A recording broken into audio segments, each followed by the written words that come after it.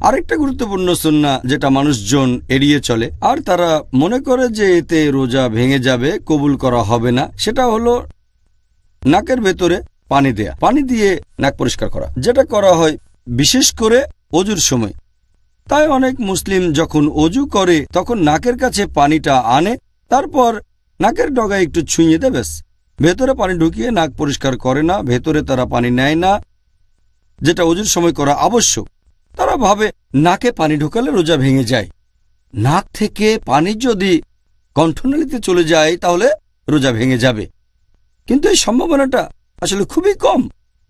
আমাদের নবী মুহাম্মদ সাল্লাল্লাহু আলাইহি ওয়াসাল্লাম বলেছেন, এটা একটা সহিহ হাদিস, সুনান আবু দাউদ খণ্ড নম্বর 2 হাদিস নাম্বার 2360। আমাদের নবী বলেছেন, যখন তোমরা অজু করবে নাক দিয়ে বেশি করে পানি নাও, শুধু রোজার সময় বাদ।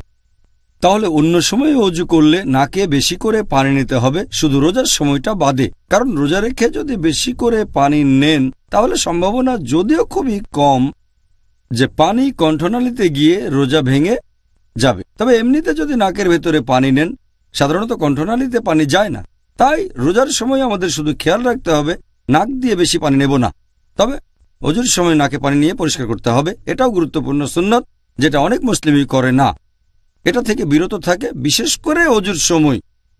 নবী এখানে পরিষ্কারভাবে বলেছেন যে রোজার সময়টা বাদে। মেসওয়াকের ব্যাপারে তিনি বলেছেন, আমি আবশ্যিক করে দিতাম যদি এটা আমার উম্মার জন্য কঠিন না হতো। এখানে যেহেতু রোজার কথা বলা হয়নি, তার মানে রোজা রেখেও মেসওয়াক করতে পারেন।